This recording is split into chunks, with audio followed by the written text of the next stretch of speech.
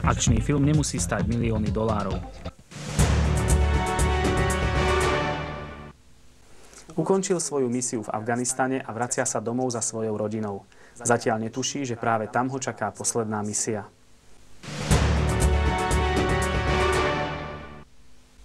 Tomáš Matonoha a Martin Hurta sú autormi slovenského amatérskeho akčného filmu o vojakovi, ktorý sa vracia z Afganistanu za svojou rodinou.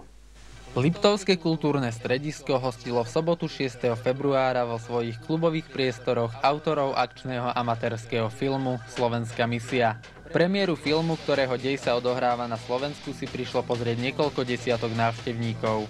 Hlavnou postavou snímky je slovenský vojak vracajúci sa z Afganistanu na Slovensko za svojou rodinou, kde prežíva svoju poslednú misiu. Inšpiráciu k scenáru sme postupne z rôznych filmov, alebo len tak nás to napadlo z hlavy. Proste sme si vymýšľali sami takýto príbeh. Scenár sa podľa slov autorov písal približne pol roka. Po jeho dokončení chalani počas minulého leta natočili celý film. Celý film sme financovali z vlastných prostriedkov.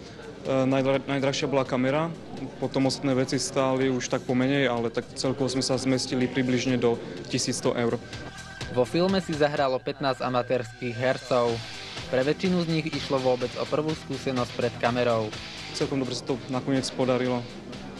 Všetci herci, vlastne niektorí ešte aj pracovali popri tom, málo ktorí mali prázdniny, takže bolo to komplikované tým, že museli odchádzať za prácou.